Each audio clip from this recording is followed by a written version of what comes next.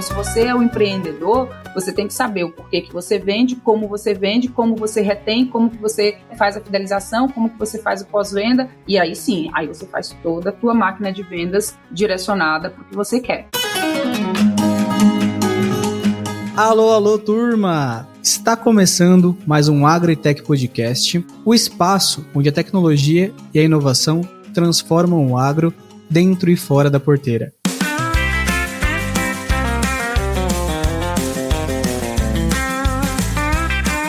Então, bora para mais um episódio do AgriTech Podcast. E hoje eu tenho uma convidada extremamente especial, especialista em inovação, e que em alguns momentos me dá uma aula, né, sobre o que é esse tema, que é Gemina Holden. Vou deixar agora você se apresentar por gentileza, Gemina. Oi, Lucas. Obrigada mais uma vez pelo convite. É sempre uma honra e é sempre muito bom falar contigo. Então, eu sou a Gemina Holden. Eu sou graduada em Sistemas de Informação. Me especializei, porque fui para a área de negócios, em pessoas e empresas. E aí, posteriormente, comecei a trabalhar numa empresa do agro, que é uma empresa de inovação, e vi a necessidade de me especializar também no setor. Então, fiz uma especialização em agronegócios, depois fui trabalhar em empresas de investimento em startup do agronegócio, e hoje estou numa empresa, né, aqui no Itaipu Parktech, enquanto analista de negócios, também atuando, né, sempre com a inovação no contexto geral. E tem uma pergunta que ela é meio enigmática nesse meio, né? Conversei com algumas pessoas aqui já na AgriTech sobre inovação, e eu quero entender do seu ponto de vista, o que é inovação, para a nossa galera já começar entendendo como que vai ser esse episódio.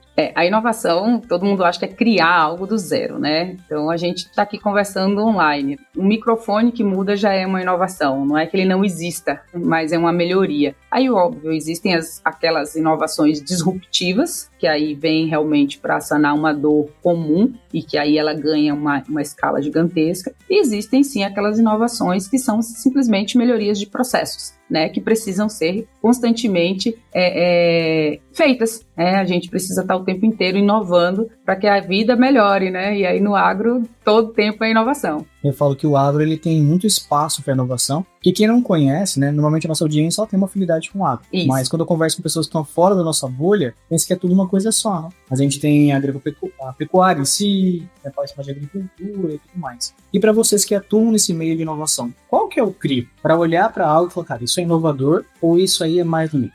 A gente tem que olhar toda a cadeia, né? Então, quando a gente olha o agro e a gente está inserido no agro, a gente olha sempre a agricultura e a pecuária, né? O que eu posso melhorar no campo? Só que quando a gente olha para a cadeia, a gente vê desde a preparação do solo até o embarque do navio, tá? Então, existe toda uma logística, então é uma cadeia gigante que a gente tem que estar olhando sempre para a inovação. E aí, hoje, quando a gente fala de inovação, a gente tem dois tipos de inovação, inovação aberta e inovação fechada, né? Que muita gente fica naquela coisa, o que é inovação? Então, existem os crivos de que eu, empresa, preciso inovar para que meus produtos, meus serviços, os meus processos, eles sempre estejam tendo um diferencial de mercado. Então, quando eu, empresa, faço a inovação, a gente chama de inovação fechada, né? Então, ele tem um sigilo industrial e tudo mais. E tem a inovação aberta, que é quando você realmente tem lá, hoje a gente trabalha muito com as startups, mas não necessariamente só a startup pode fazer a inovação aberta. Muitas vezes empresas, né, já no mercado desenvolvem soluções de base tecnológica que servem para várias empresas, várias indústrias, e aí é onde a gente chama de inovação aberta, que daí uma empresa contrata o serviço da outra para poder otimizar. Então eu posso ter lá, por exemplo, 10 empresas que têm a mesma dor e ela contrata essa empresa que desenvolveu, né, a solução para esse problema. Óbvio, para cada um vai ter um ajuste ou outro, mas ela consegue escalar e aí é onde a gente chama isso de inovação aberta, quando uma empresa se complementa com a outra. Você busca esse serviço externo e você não precisa desenvolver ele. Assim, isso estou falando a grosso modo, tá? É óbvio que é tudo muito mais refinado.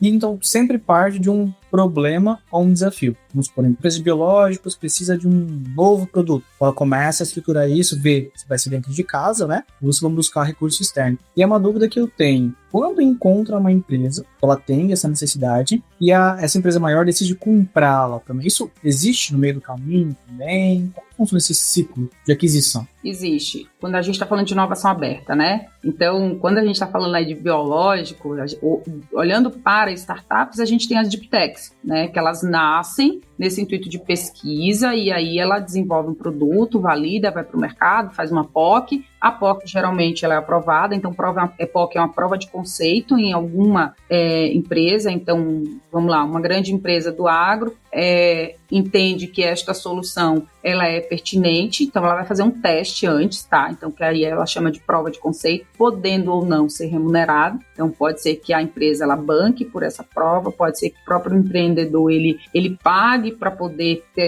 esse teste realmente feito. Às vezes existem programas com outras empresas, aceleradoras, incubadoras que auxiliam, mas quando chega lá na frente, a empresa identifica que realmente esta solução resolve uma dor, aí sim, aí eles podem adquirir, seja uma parte da empresa por equity, né? Então ele compra a participação, ou ele quer ser dono daquilo ali, aí ele faz uma M&A, né? Que é uma fusão-aquisição dessa empresa, e ela passa a ser dessa empresa específica. Eu pergunto isso porque no ecossistema de startups é o que o pessoal visa, né? Ou conseguir um bom investidor, ou vender a empresa, poder acelerar e fazer valer todo o investimento que tem, o esforço para a empresa rampar, né? E hoje, nesse cargo do você atua hoje, você poderia falar um pouquinho mais sobre ele? E como que encaixa nisso, né? Como que seria um caso prático? Hoje eu trabalho de uma forma mais genérica no sentido de não focar somente no agro, tá? Mas o agro ainda é uma das nossas verticais mais latentes, até porque a gente, através do Itaipu Parktech, nós temos o Espaço Impulso, que é um hub de inovação que fica dentro do espaço do show rural, e lá fica 365 dias do ano ativo, né? Para que as empresas, as startups possam, de fato, testar suas soluções. E também, claro, né, lá você tem o olhar tanto aqui do parque quanto o olhar de uma cooperativa, não tendo, né, a garantia de que a sua solução ela vá ser comprada, adquirida, mas você tem uma vitrine ali onde você mostra que é muito mais fácil, né? Então hoje nós atuamos com um hub de inovação, enquanto analista aqui do Centro de Negócios, que é justamente olhando o que tem no mercado e trazendo para o hub, e aqui a gente faz arranjos contratuais para que uma empresa utilize o serviço da outra e a gente vá para o mercado, para que nós possamos, aqui nós temos vários centros de competência, né? Então, baseado nos nossos centros de competências, o que a gente tem de tecnologia, o que pode ir para o mercado. Então, a gente trabalha muito dessa forma, tá? Trazendo empresas para o hub, enquanto membros, e identificando oportunidades de mercado para que a gente realmente possa fazer negócio. Então, hoje a gente atua aqui dessa forma, literalmente como hub. A diferença é que a gente já tem uma expertise muito grande, tá? De muitos anos atuando no mercado. Temos esse foco, né, muito direcionado para o agro, que é uma área muito específica para a gente. E aí a gente também tem conexões com grandes empresas, o que facilita para que a gente possa ter essa proximidade do mercado. Não que a gente vai ter a abertura de mercado, muito fácil, mas a gente vai ter uma proximidade. Então isso é muito bom. E vamos supor, hoje eu sou um startupeiro, estou ouvindo aqui, criei o Facebook do Agro, uma coisa bem intuitiva ali. Eu posso entrar em contato com vocês para minha startup ser uma base desse portfólio? E também faço uma outra pergunta, já aproveitando que seja aqui. Eu sou uma empresa que preciso de algo, eu posso ir lá e beber dessa fonte? Olha, pensando nesse sentido, como funcionaria isso? Dá para ser feito? Dá. Aqui a gente atua desde a pesquisa básica, então a gente trabalha na pesquisa e desenvolvimento mesmo, tá? Inclusive a gente faz a gente tem um escritório de captação aqui que é vinculado, é um convênio com a FINEP, então a gente tem, né, essa busca constante de editais para que a gente possa realmente buscar incentivo para a inovação. Então a startup ela pode vir. Se ela ainda não está pronta, ela pode entrar pela nossa incubadora e aceleradora ou como é do agro, pelo Espaço Impulso, tá? Então, pela incubadora e aceleradora do parque, existe a carta convite ou edital. Então, tem que ficar sempre atento. Pelo Espaço Impulso, daí existem planos específicos para startups. E aqui, pelo nosso hub, o hub do Itaipu Parktech, tá? A gente, uma vez que ela está com a solução já pronta para o mercado, aí sim ela pode ser membro, tanto a startup quanto uma empresa já madura. E aí aqui são inúmeros tipos de empresa. A startup, né, óbvio, tem base tecnológica, já está pronta para o mercado. A gente tem as empresas parceiras, que sempre está ali no meio fazendo algum tipo de negociação, que se der match aqui com a gente, fizer sentido para o que a gente faz, a gente também busca essas empresas. Aí a gente tem as grandes empresas que já têm vários serviços no mercado e que a gente entende que ela pode contribuir tanto para os nossos clientes, empresas âncoras, quanto para consumir também o que as startups têm, tá? Então a gente também tem muito isso. Eu tenho uma empresa aqui que já é uma empresa gigante de mercado, ela identifica que uma startup tem uma solução que ela pode agregar no portfólio. Então a gente faz tudo isso aqui através do Hub. Como se fosse um encontro de expectativa, né? Aí startup tem um interesse, a empresa tem um interesse, vocês unem as expectativas. Exatamente. E a gente busca a startup através do Hub, tá? A gente tem, como a gente atua de ponta a ponta, o Hub, ele atua naquele momento que a startup, literalmente, ela vai para o mercado. A gente chama de startups graduadas, né? Ela já está no mercado, mas ela não está mais numa incubadora, entendeu? Ela tem que caminhar com as próprias pernas. Então, aqui a gente faz esse acolhimento, né? E essas entregas para essas startups. E uma dúvida que eu tenho, até para quem está nos ouvindo, quais são os principais erros que as startups cometem nesse momento de tração, até andar com as próprias pernas? E nesse aspecto, vocês ajudariam também com a incubadora, corrigindo a rota, ajudando possíveis erros, dando um apoio, até que ela tenha liberdade, por favor, eu consigo deixar espaço para outra startup que está mais early stage ali, e já consigo com as minhas próprias pernas. Mas o que vocês identificam de erro, até para quem está nos ouvindo, não errar nisso ou errar menos? Eu nessa jornada aí de cuidar de startups, né, seja enquanto mentora, líder, guia, profissional, né, investidora, então o maior erro é a pessoa dizer assim, eu amo o meu produto, é o sonho, né? Então você tem aquele sonho, só que você não sabe vender o seu produto. Então hoje um gargalo importantíssimo, e muitas vezes a venda, porque quando você cria alguma coisa é óbvio que você vai saber vender e explicar o porquê. Só que quando a gente fala de venda, a gente está falando de técnica, né? A gente não está falando de você nascer sabendo. Óbvio que aquelas pessoas são mais comunicadoras, né? E aí elas conseguem explicar melhor, vender melhor. Mas a venda é uma venda técnica. Então essas técnicas que vai desde a mentalidade, né? De você entender o porquê que você precisa vender e como você vender, eu acho que é uma das dificuldades maiores das startups, sabe? Desde a hora de fazer um pitch. Pô, o que é o pitch? É a sua venda rápida, né? Só que muita gente tem dificuldade justamente porque é muito acadêmico, ele é muito cientista, ou ele é muito analítico, né? Então, eles ficam muita programação. Então, realmente não tem essa disposição, essa aptidão para venda. Mas aí são técnicas. Então, eu acho que um dos principais pontos das startups hoje é essa questão do posicionamento de vendas, que aí é técnica, né? Então, sim, posso contextualizar assim, o maior gargalo seria esse. Eu concordo com você, João. Concordo com você porque eu vejo que a galera tem ideias incríveis e não tem esse aparato técnico de venda, né? E aí entra um aspecto que eu queria até analisar com você se você concorda, que é o processo de venda também. Porque às vezes fala, pô, beleza, eu sei vender essa startup X, mas sabe fazer o pitch inicial. A startup faz isso, gera essa dor, legal. E depois, vendeu. E a entrega, e o fluxo, e a retenção com esse cliente. Como que você vê isso, né? De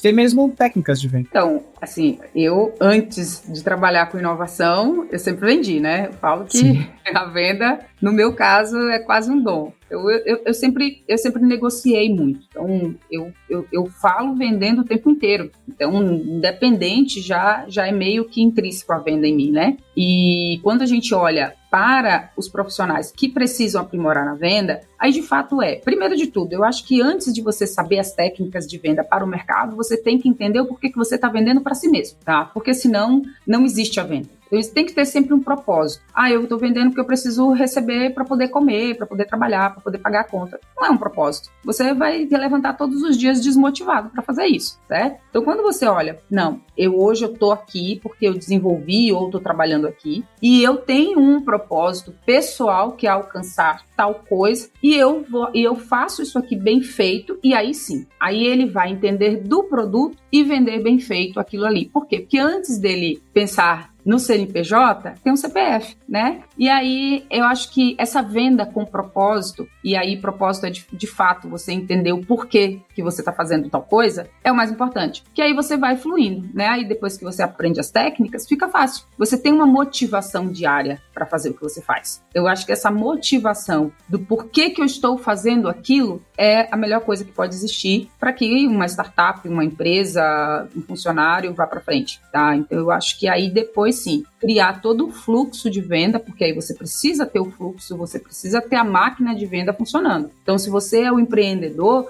Você tem que saber o porquê que você vende, como você retém, como que você faz a fidelização, como que você faz o pós-venda, e aí sim, aí você faz toda a tua máquina de vendas direcionada para o que você quer. E outro ponto que eu vejo muito também, Gina, é a galera que começa um empreendimento, uma startup, vende muito bem, mas tem medo de escalar. E aí fica só aquela pessoa que vende, mas ali também às vezes é o técnico, é o analítico, e não escala, e aí trava também o crescimento da empresa. Já deparou com algum caso assim também? E como que a gente pode contornar isso? Isso é normal, né? Até porque o eu empreendedor, às vezes, ele fica muito perdido. E aí, quando ele está ali naquela fase de incubação e aceleração, ele sempre troca com os outros que estão ali. Tem os mentores, né? Tem o pessoal da incubadora ou aceleradora que acompanha. Só que quando ele é graduado, ele vai para o mercado. Quando ele chega no mercado, ele se perde. Então, muitos deles, eles se perdem. Antigamente, confesso que faz tempo que eu não escuto mais, pode ser até pelo meio, mas se falava muito do Vale da Morte, né? Que é o momento que a startup, ela simplesmente quebra, de fato. Mas eu vejo que isso se dá justamente na hora que ela se vê, pô, agora eu tenho que ir pro mercado, agora eu preciso vender, agora eu preciso atingir os meus primeiros clientes, só que eu tô sozinho. Isso a gente falando de uma startup mais tímida, né, onde ela tá só. Quando ela tem recurso, e aí é onde as startups precisam entender o ponto certo de se ela precisa, né, de recurso, não tem um recurso próprio, aí ela precisa entender se ela consegue participar de edital, se ela consegue entrar num programa específico, se tem alguma coisa aberta no mercado, tem que ficar de olho em tudo isso. Se não, ela partir de fato para os investidores. Aí olhar o hall de amigos, depois investidor anjo, depois tem várias ventures hoje aí que você pode de fato escolher através da sua tese, o que faz sentido, o que não faz sentido. Lembrando que no momento que você vai para as ventures, o investimento como um todo, você passa a abrir mão de uma parte da sua empresa, então você tem que entender se é isso mesmo que você quer, mas é uma forma, né, de você acelerar o teu negócio. E muitas vezes, essa pessoa que vem enquanto investidor é uma pessoa que vai te ajudar a acelerar o teu negócio, você já não fica sozinho, tá? Então, sim, existe esse momento onde ele se vê só, e aí ele se perde no meio do caminho. Estendendo um pouco, a gente fala muito de startups, né? E aí depois eu queria que você explicasse para quem não estava ouvindo o que é o termo startup, porque às vezes o pessoal fala, montei uma empresa nova, é uma startup. Às vezes não, você só está empreendendo. Você pode depois alinhar essa perspectiva e trazer também, por favor, e trazer a galera que às vezes tudo bem, você não tem uma startup, mas você tem uma empresa, então você pode ter apoio também, você pode ter ali um caminho, um direcionamento, como se alavancar, crescer, porque às vezes a sua empresa ela não é uma startup, mas ela carrega alguma coisa que o mercado precise. Faz sentido essa lógica? Você pode explicar pra gente, por favor? Olha, aí entra toda uma questão de que não é inovação, porque a gente trabalha sempre com a inovação. Então, para a startup, para que ela seja uma startup, ela tem que ser uma empresa de base tecnológica, né, ou uma empresa de base científica e que ganhe escala, que ela, em algum ponto, ela ganhe escala. Então, esse é o sentido, mas eu já falo no detalhe para você. Quando você não tem uma inovação, fica difícil você escalar e aí, automaticamente, fica difícil você ter investidores, porque o investidor, ele vai investir, de fato, naquilo que vai ganhar, que tem a oportunidade de ganhar uma escala gigantesca, né? Então, por exemplo, a gente vê muito hoje, e aí eu já me deparei muito com empresas de impacto, muito voltadas assim, a ESG. Então, é muita metodologia, mas não escala, né? Elas são métodos que tem que ter, mas quando você vai olhar todo o processo, não é uma startup, não vai, sabe, não é aquele negócio, é uma consultoria. Então, muita gente, às vezes, confunde a consultoria com a startup, que é diferente. Muitas vezes as pessoas confundem um CRM com uma startup, mas ele não faz nada diferente, né? Eu tenho uma inovação que a minha coisa é única do mundo. Mas quando você vai ver, não é dizer que não tem inovação. É inovador, mas tem várias outras que são iguais, tá? Então tem que ter esse cuidado. Então é difícil você ter essa ajuda para esse tipo de empresa, porque aí ela entra no mercado tradicional, até porque a startup, ela é uma empresa jovem, né?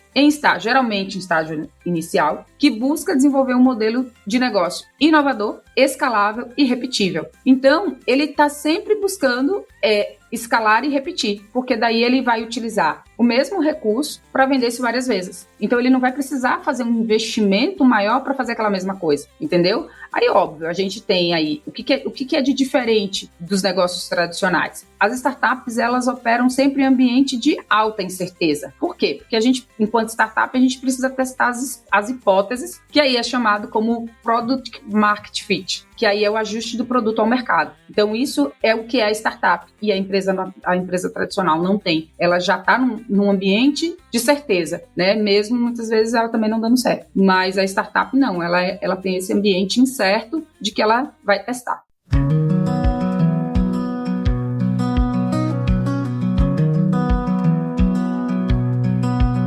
E eu brinco que eu tenho 2 papéis aqui, que é o do host e do ouvinte também. Então, eu aprendo muito com as conversas. E até colocando na posição de um ouvinte que se interessou por isso, cara, eu gostei desse mundo de inovação, só que eu não faço parte. Então, qual seria uma trajetória para quem não queira atuar na ponta como startup, fazendo startup, mas que queira atuar com inovação de alguma maneira, né? Tem caminhos, tem carreiras nesse sentido? Tem várias.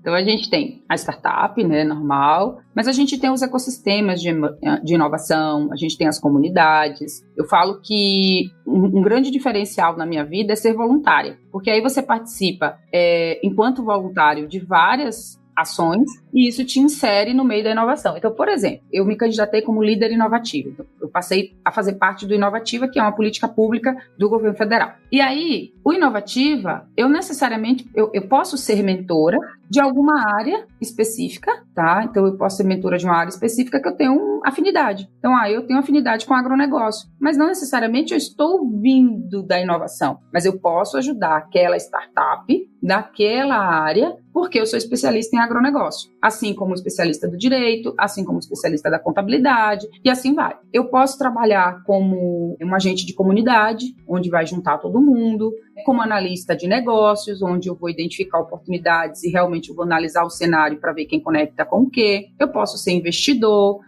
a gente pode ser um agente promotor de fomento, que é essas empresas que realmente escrevem projetos. A gente tem a questão de marcas e patentes, que precisa muito, a parte de NPI, que é registro de marca. Aí tem a parte de propriedade intelectual. Então, tem várias áreas, são infinitas, assim, quando vai olhar, né? Regulatória. Então, tem muitas coisas que dá para entrar nesse meio de inovação que não necessariamente precisa ser com startup. É engraçado isso, porque não é porque você está na minha print aqui, né? Que eu vou falar isso, mas eu aprendi muito sobre inovação no primeiro bate-papo que foi lá no Tecnoagro, né? Que a gente conversou. Eu aprendi muito com você sobre inovação. E eu me espantei quando eu fui ao Soft Summit. Porque para mim era uma coisa meio que nichada. Manda a galera pra lá, conversa. Quando eu cheguei, aquele cais lotado, cheio de gente, falei, cara, mas tem espaço para tudo isso? O que esse pessoal tá fazendo aqui? Como funciona isso, né? Então eu fiquei repleto de dúvidas. Porque esse mundo de startup, inovação, né, fica num campo meio de quem não entende muito profundo como funciona, fica cheio de dúvida. Mas é incrível.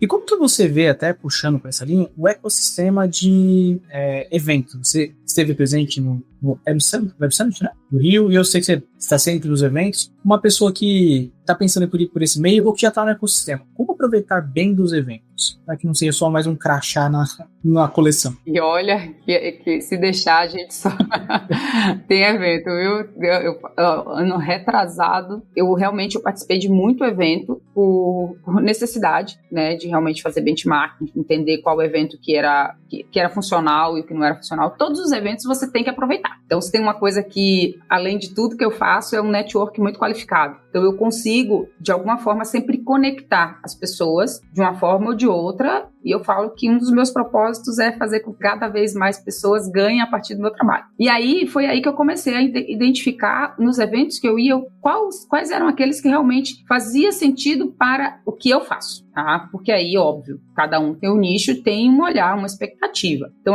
naquele momento, eu tinha um olhar de investidor. Então, qual que era o evento que fazia sentido eu estar, que eu iria encontrar boas startups e possíveis investidores. Então, era ali que eu ia, tá? Então, eu comecei a filtrar. Hoje eu busco empresas com base tecnológica que possa fazer parte do hub de inovação, que tenha match com as áreas do parque. Então, eu busco eventos que vão gerar oportunidades, leads para este cenário, bem como a gente também ofertar o que a gente tem para vender. Então, tem muito dessa questão, tá? Então, por exemplo, tem uma empresa que ela é extremamente tradicional e ela está entrando no meio da inovação porque ela resolveu que ela precisa inovar. E a gente tem muito essa questão. Ela vai participar de vários eventos, vai ficar totalmente perdido. Mas aí tem aqueles eventos que são aqueles eventos de fato, de você mostrar que a inovação ela é uma mudança de cultura. Aí você vai desde a mentalidade do gestor, né, hierarquicamente mesmo,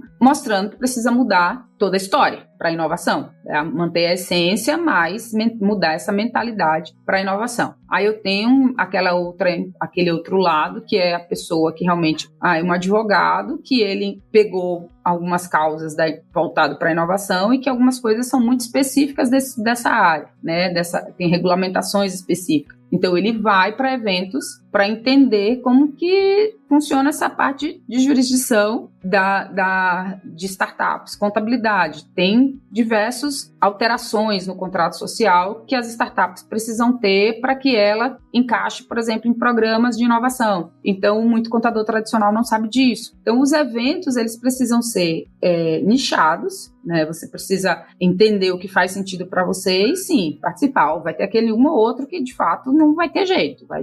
Vai ser aquele evento de passeio mesmo, sem geração de oportunidade, sem gerar oportunidade. Mas você sempre tira algo de bom, tá? Não, só precisa saber filtrar bem. É importante saber isso, porque no início, quando eu comecei a ir em eventos, eu brinco que eu fui pro South Summit com uma mochila e um sonho, porque eu fui convidado para ir para lá, só que eu não entendia muito bem o sistema de inovação, vi que tinha grandes empresas lá e grandes empresas do agro, então foi meu teste aí de fogo mesmo, e tive sorte de ter ótimas pessoas, como sempre aparece no meu caminho, que me salvaram, eu brinco, né? Então me ajudaram a me conectar, fiz ótimas conexões, e hoje eu tenho amigos que vieram do South Summit e já, no próximo evento já estava preparado para entender como que funcionava, né? Mas é legal ter essa perspectiva, porque tem pessoas que estão nos ouvindo aqui que está para ir num evento, está com aquela ansiedade, aquela angústia, tipo, o que eu faço? Eu vou rodar, vou fazer pitch, eu vou prospectar, espero alguém chegar. Então, sua contribuição foi cirúrgica, gente. E colocando até no ecossistema de um modo geral, olhando para o futuro, né? Hoje a gente vê que o agro está com as margens bem apertadas. E a gente teve um ciclo bem interessante ali em 2020, teve bastante startup, inovação e tudo mais. Talvez ainda não colhemos esse fruto e esse ciclo eles têm um pouco mais à frente. De colheita, de recebíveis mesmo, ou de tração de startup.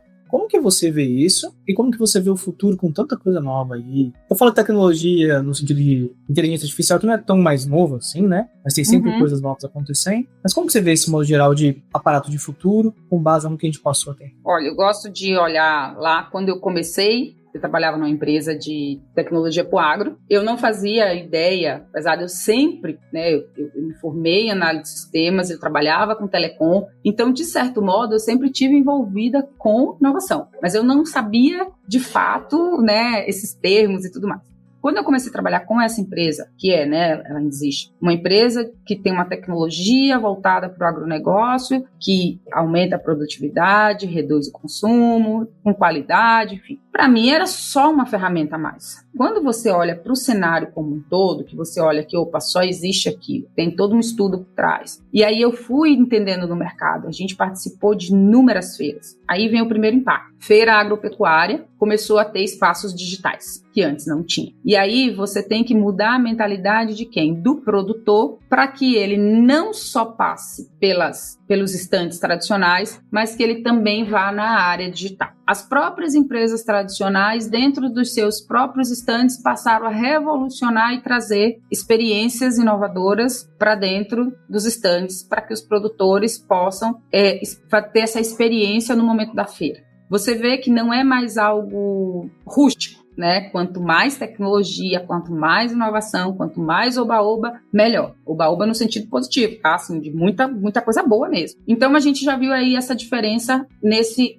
trilhar desses últimos 4 anos nas feiras. É incrível o quanto que a gente identifica essa mudança de tudo, tá? Desde você ter o robô lá dançando no meio de todo mundo e os agricultores adorando aquilo lá. É uma realidade. E aí a gente parte para as empresas. Então, as empresas tradicionais, que sempre tiveram seus lucros, seus resultados, independente da inovação aberta, elas sempre fizeram as suas inovações fechadas, mas que elas passaram a ter que olhar para o mercado externo na inovação aberta mesmo, de olhar assim, poxa, olha, aquele cara desenvolveu essa solução que funciona para aquele meu problema. E realmente as empresas começarem a abrir chamadas de inovação aberta, a participar ativamente do ecossistema de inovação, a ter seus profissionais e suas áreas de inovação aberta dentro das suas empresas. Então você vê que esse movimento ele vem cada vez mais latente. E aí, óbvio, junta a parte da comunicação, vocês fazem muito bem isso, que conecta com o quê? Conecta com investidores, e aí a gente tem lá, né, muitos fundos hoje voltados para o agronegócio, que eles estão desde eventos mais glamurosos da inovação até a feira agro mais rústica. Então eu acho que no agronegócio, essa parte da inovação, ela é de fato muito interessante por conta disso, porque você tem o setor desde o campo até o glamour mesmo, né, que é o grande centro. Mas quando você olha assim, como que você vê essa jornada, é cada vez mais você entendendo que existem problemas, existem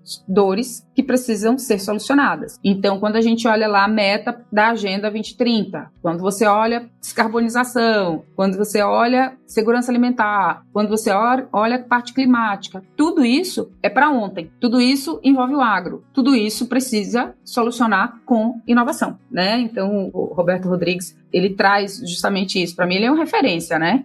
Ele traz na fala dele, a gente precisa alcançar essa meta, mas a gente só vai conseguir fazer isso com inovação. Então, ou todo mundo abre a mente para a inovação, ou realmente a gente não vai chegar no resultado que a gente pretende. Você citou um ponto que é bem interessante, que é essa mudança de cultura, mudança de comportamento, né? A produtoria nas feiras vai olhar ali o que está dentro da porteira no sentido de maquinário e tudo mais.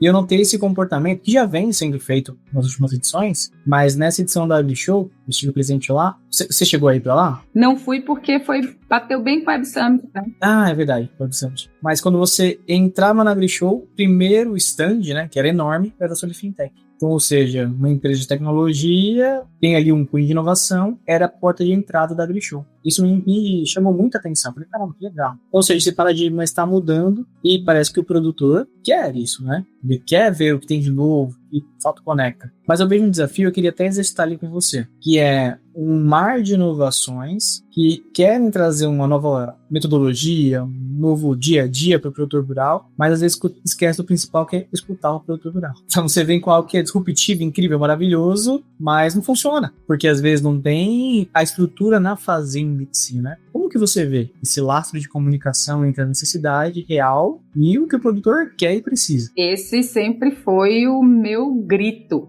né? Porque assim, quando eu comecei a trabalhar lá atrás, mais uma vez, na empresa que me levou pro agro, né? E que eu sou muito grato. Ele falava assim, olha, existem as cooperativas, mas eu preciso escutar o produtor. Então, o que ele direcionava? Vamos bater porta a porta e vamos apresentar para o produtor. E assim a gente fez. A gente bateu porta a porta e foi escutar o produtor. Por quê? Porque o produtor, ele vai dizer para a gente, olha, eu gosto da solução, mas eu não tenho acesso à água, eu não tenho acesso a isso, eu não tenho acesso àquilo, então não vai funcionar. Olha, eu gosto da solução, mas aqui não vai dar porque eu não consigo energia na fase 2, entendeu? A cooperativa, ela tem essas informações e ela é o melhor aliado para as regiões, de fato, que tem a cooperativa forte. Para aquelas regiões que não tem, realmente você tem que falar com o produtor. Mas, independente disso, o produtor é quem vai comprar, tá? Porque mesmo tendo a cooperativa, se a cooperativa não colocar para testar nos produtores, ela não vai ter o resultado, né? Então, seja através dela, seja através de você bater realmente porta a porta e falar com o produtor,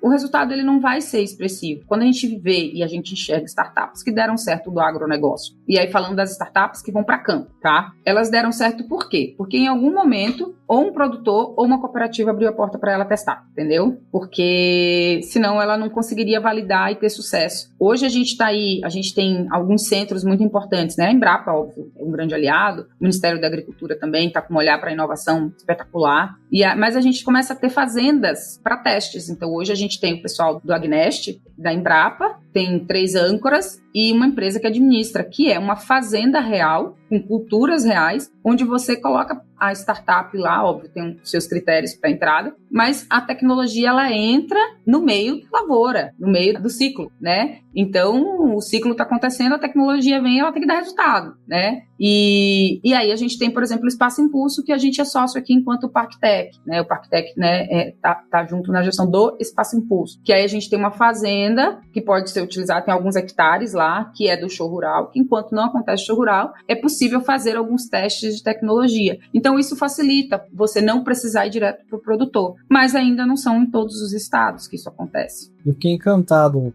Sou aqui de São Carlos, né? E tem o Grupo P5, que é daqui, e tem o Novo Lab, que é um ecossistema de inovação aqui. E eu fui visitá-los um dia, batendo papo com o pessoal, e eles falaram, não, vamos um dia lá na Fazenda Modelo. E, cara, que legal. Tem uma Fazenda Modelo que valida e testa tecnologias, quando alguém falou, olha, e nem todo mundo tem, né? E eu tenho certeza, que esse papel que a gente tá realizando aqui de comunicar é para isso, para que o produtor ele assemelhe muito bem e às vezes abre espaço, porque nem todo mundo aquele termo que a gente usou isso, né? Tem uma coisa incrível, que é disruptiva, mas só para o produtor. Então que abra espaço para que tenha essa consulta e conversa, né? Mas também que outros agentes absorvam essas startups que têm um de inovação positiva e teste na dia a dia mesmo. E uma coisa que eu vejo, o agro, ele tem uma questão que é um ciclo. Você usou bem, é um ciclo. Então, cria um negócio disruptivo para milho. Tá no meio da safra de milho. A gente não vai testar. No meio da safra, não. Aí tem que esperar iniciar uma nova safra de milho para fazer o teste, para no final da safra ter o êxito. Nem todo mundo tem caixa para segurar ou consegue segurar. Então, muitas startups legais morrem no meio do caminho só porque não conseguiram testar o modelo. Não sei se consegue absorver. Incrível que vocês têm isso aí. Então, quem disputou e tem algo legal, converse com a Gemini.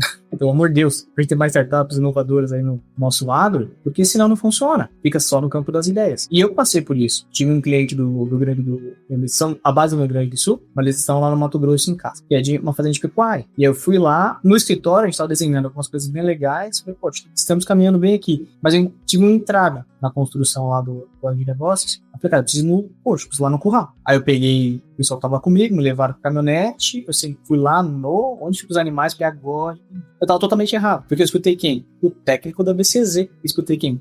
Tá na linda. Agora, beleza. Aí a gente volta pro escritório municial de informação. Exatamente. É sensacional. Exatamente.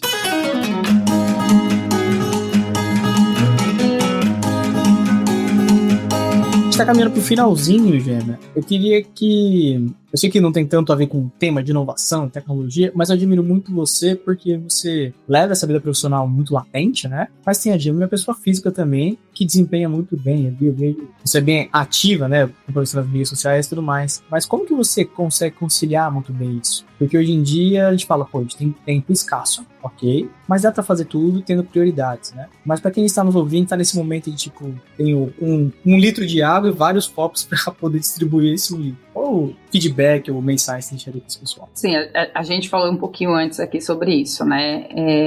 Antes de qualquer CNPJ, sempre tem um CPF. Então, hoje, se eu estou, né, onde eu estou, é por uma escolha, e é porque eu venho numa bagagem que eu estudei, eu participei de eventos, eu participei de outras empresas, então eu acabei construindo. Mas só que não adianta só construir com base em outros CNPJs. Você tem que realmente entender o porquê que você quer estar nesse mundo, você quer contribuir. Então, para mim, ficou muito evidente quando eu passei a mentorar startups. Por quê? Porque eu tenho uma bagagem muito grande de negócios. Eu tenho uma bagagem muito grande de relacionamento e de desenvolvimento humano, né? E que muitas vezes a gente só precisa de uma conversa para que as coisas aconteçam. E isso foi me levando, né, a cada vez mais instigar e querer falar sobre o tema, conversar com as pessoas sobre isso. E aí a gente encontra muitos empreendedores realmente brilhantes e que precisam ter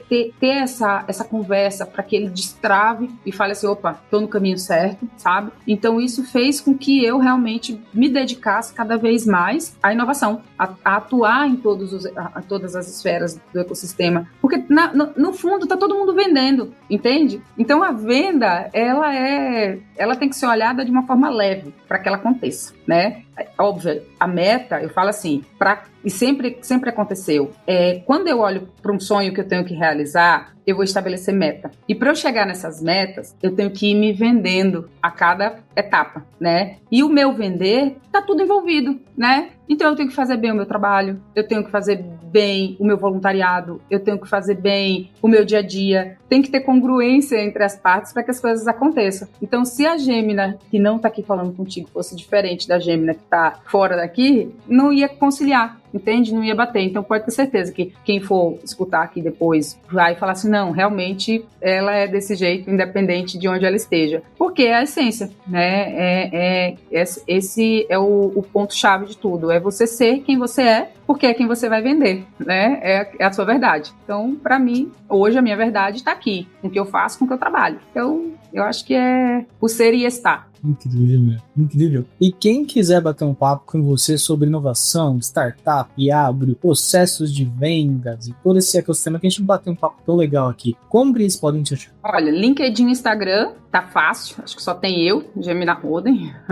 E aí, óbvio, eu identifico qual que é a melhor oportunidade para essa startup, para essa empresa e direciono dentro daquilo que eu tô inserida. Sensacional, Gina. Muito obrigado por mais uma vez aceitar o convite. Você acreditou no projeto Tecnoabrio e segue acreditando agora no AbrioTech. Então, para mim é um prazer enorme, uma grande honra, na verdade. E espero ter muito mais episódios com você ao longo dessa jornada. E agradeço também ao nosso amigo ouvinte que ficou até agora, né, conosco aqui. Lembrando, toda sexta-feira sai o AbrioTech Podcast, mas nós temos também outros podcasts da casa. O Abrio em Pauta, o Raízes do Abrio, baseado em lugares. Tem tanto aqui, né, desse grande ecossistema que é o Agro Resenha. Então aproveitem, bebam dessa fonte, porque é o que eu falo, o podcast é uma forma concisa de você ter acesso a uma pessoa que talvez você não teria. Então, poxa, como a gente conseguiria bater um papo tão legal com a gente assim, numa sexta-feira à tarde? E aí vocês estão podendo agora escutar isso. Então consumam esse conteúdo e levem o podcast para quem precisa ouvir também. Um grande abraço e até o próximo episódio. Tchau, pessoal. Obrigada. Obrigada, Lu.